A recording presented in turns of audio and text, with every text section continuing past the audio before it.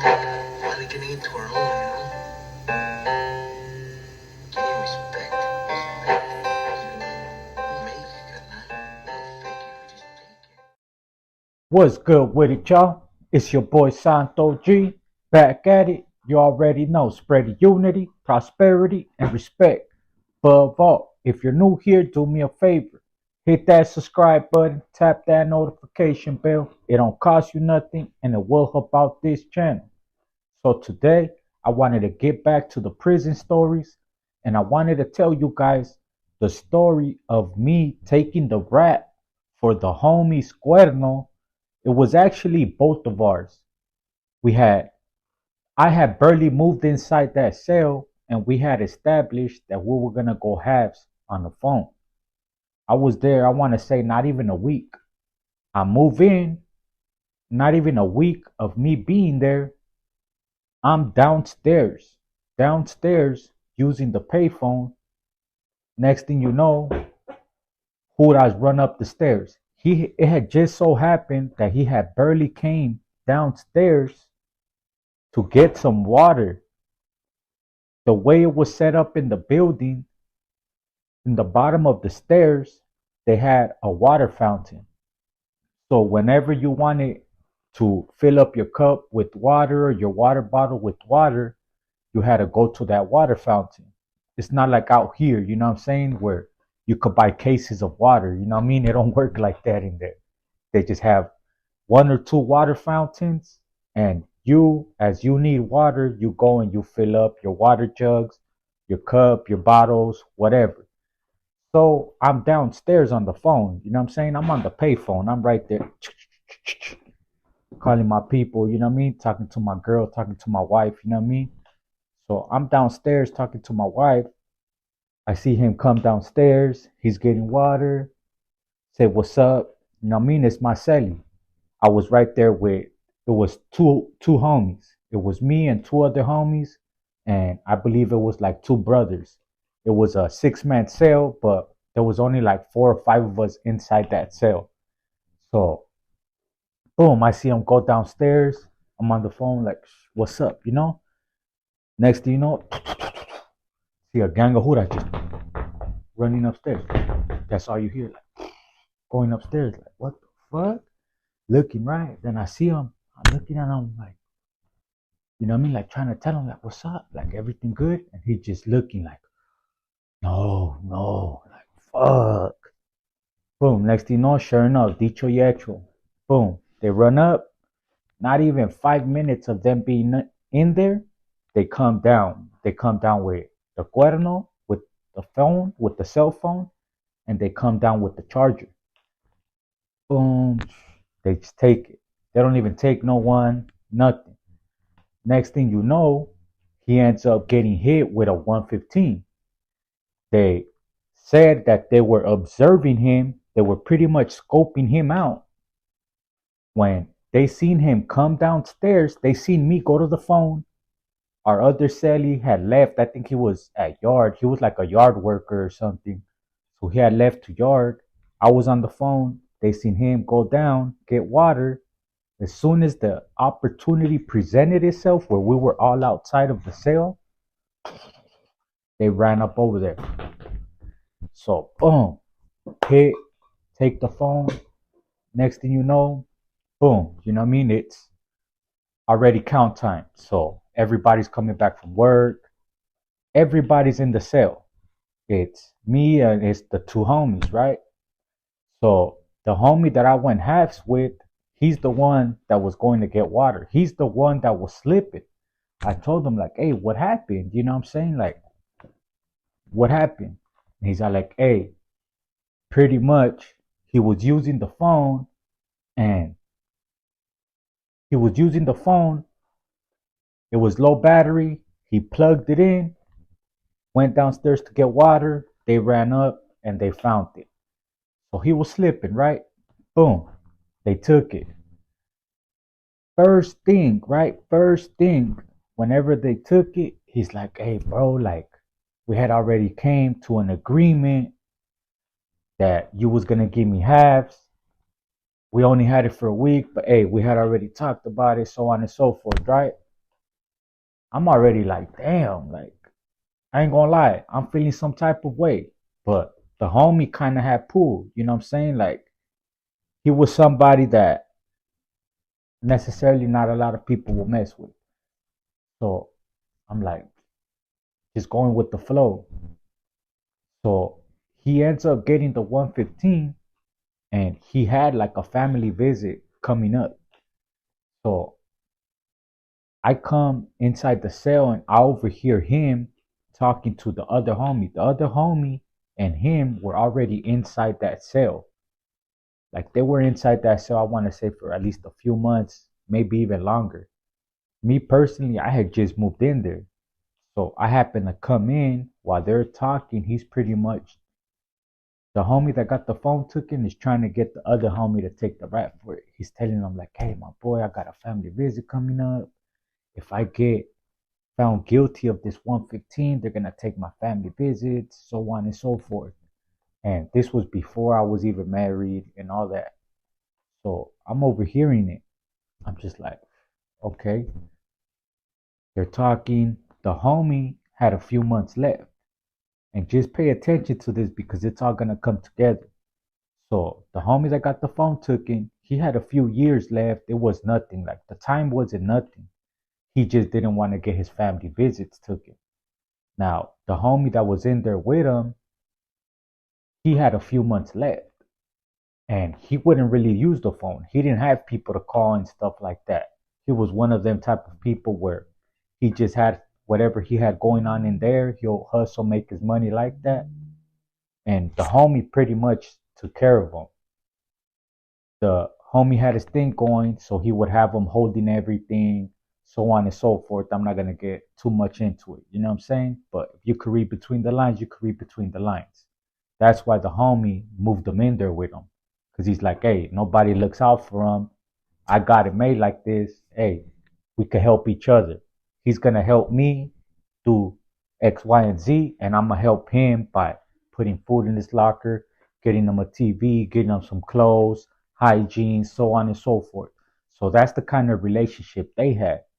Now he moved me there because he had just seen me the way I got there, black eye, all that, everything I went through, and then how I cleaned it up, going on a mission and all that. He was just like, the homie's with it. I need him by my side. So he pulled me with him. And it just so happens that just bad luck. Soon as I move in, we get something situated, they end up taking the phone. So I know from the outside looking in, you're like, man, he got it taken. He was slipping. It should have been, hey, you know what I mean? My bad. It is what it is. You know what I'm saying? But that's where I'm saying not everybody's the same. Not everybody has the same heart. So that happens. They take it. He's still trying to text me. He's panicking. So pretty much tell him like, hey, G, like, check this out. Like, if you really need somebody to take it, like, I'm here. I'll take it. Like, just call me as your witness and I'll take it. I'll take the rap. Me, right? I felt like, hey, if I take the rap, he's gonna be like, hey, you don't need to pay me no more. Like, it's good. I should have spoke with him like, hey, if I take the rap for it, then whatever I owe you, hey, chalk it up. You know what I'm saying? So we never spoke about that. We go, they end up calling him. He goes to his 115. He's in the office, he's there. Keep in mind, I don't know what's going on. He goes, boom, they're talking. Woo, calls me as his witness. As soon as I walk in, I'm just like, hey, look, check this out. Like, whatever you guys found, that's mine right there. The bunk where he was at was actually my bunk, but they knew that he was sleeping there. When he moved me in to that cell, the bunk that he was using was empty, and the bunk that was empty was actually his bunk. He would just move his mattress during counts because he wanted the one in the corner. But once I moved in there was always a body in each bunk whenever a body needed to be there, so it didn't matter who was where. But the Huras, they scope out everything. Their job is to observe everything. So even though I slept on this bunk over here and he slept on this bunk over here, say this is bunk 7 and this is bunk 5. Even though I'm assigned to 5, he's assigned to 7, and I slept in 7 and he slept in 5. They knew that it was the other way around.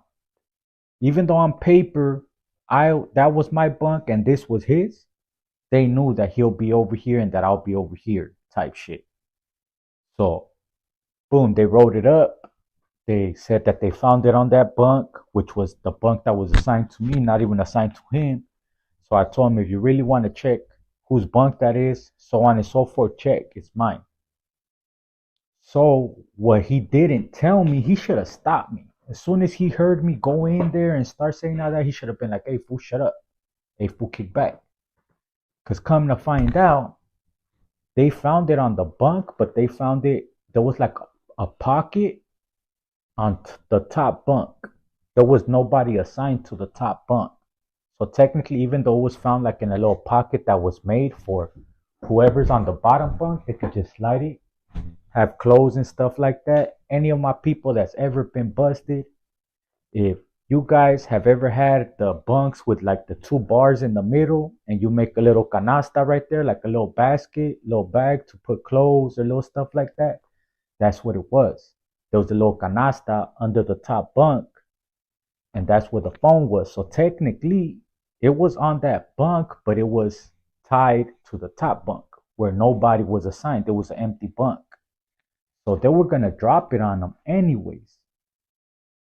I go, they're like, hey, look, check this out. We found it on an empty bunk. Even after I said that, the Juras were like, hey, we found it on an empty bunk. So, it is what it is, right? So we left back. He was like, hey, I'm good.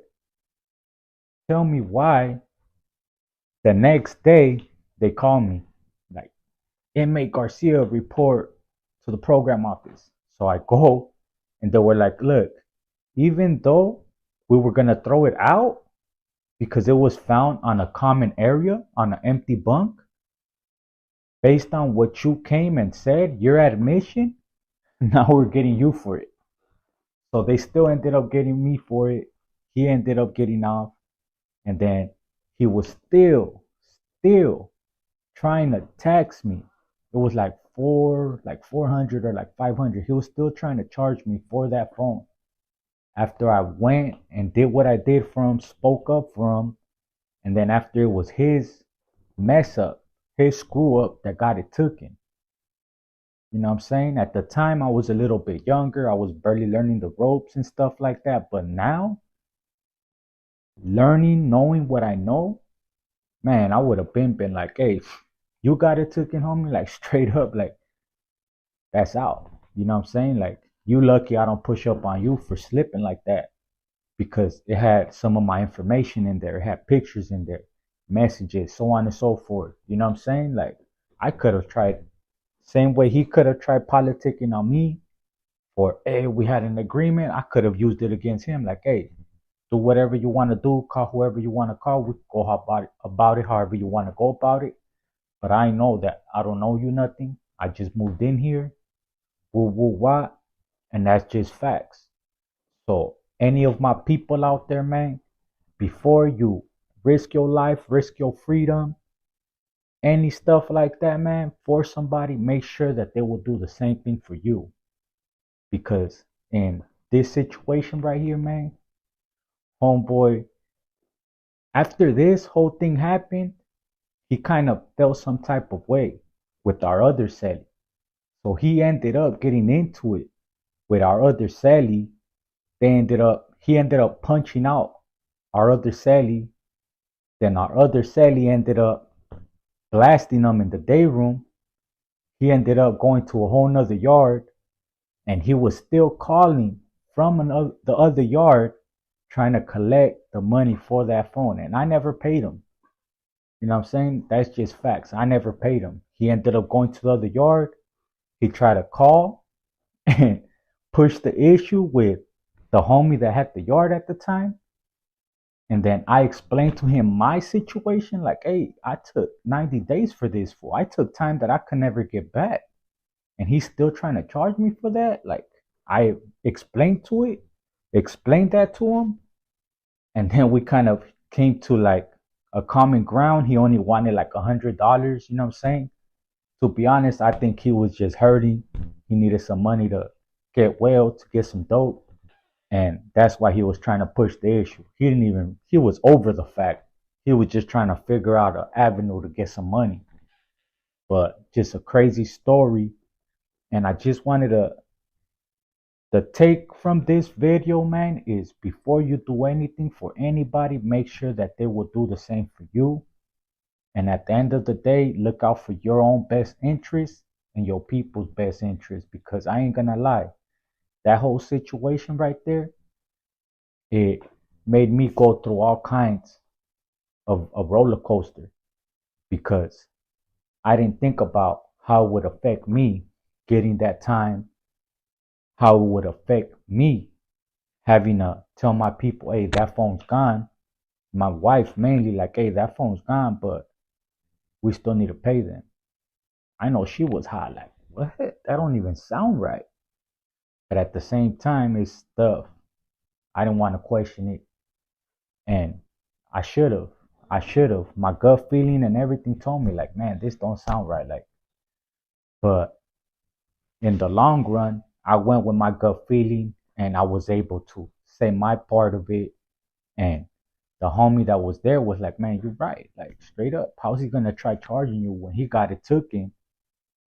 You were only there not even a week. He was slipping, got it taken, and then on top of that, you took the rap for him, and you got 90 days. That's 90 days that you can't get back. Who's gonna do 3 months for you? That's just facts. Who's gonna do 3 months for you? So before you do anything, just don't even do it. Stay out. Worry about your money. Worry about, like I said, what are you worth? Worry about a trade and progressing in life. Worry about your loved ones. You don't have to be in situations like that, because that's just one story of many. You don't know how many people have done wrong in situations like that. But it's your boy Santo G, man. I'm gonna tell you guys the story about how they got into it, how homeboy beat up my celly, and then my other celly ended up whacking him, and then they ended up going to the back, and then my celly that ended up whacking him, he ended up going home. Next thing you know, I see him on the streets.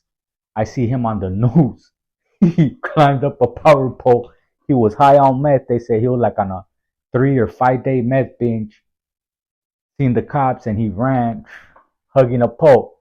Next thing you know what I mean? We go in for count. We come back out to go to chow, and everybody's talking about it. Hey, did you see him? Did you see him? Like, hey, he was scared, man. He didn't want to come back. He knew that if he came back, he got busted and they send him back to the same prison, he was gonna have to deal with homeboy that he ended up whacking. It was just a whole crazy story, man. But y'all stay tuned for that. Your boy Santo G, man. Shout out Drip Fits. Shout out Killer Kush. Shout out my good people at Hate Art Extracts. And shout out Cali Bullies, man. Let's get it. We got our own clique, strong people, finally getting into our own.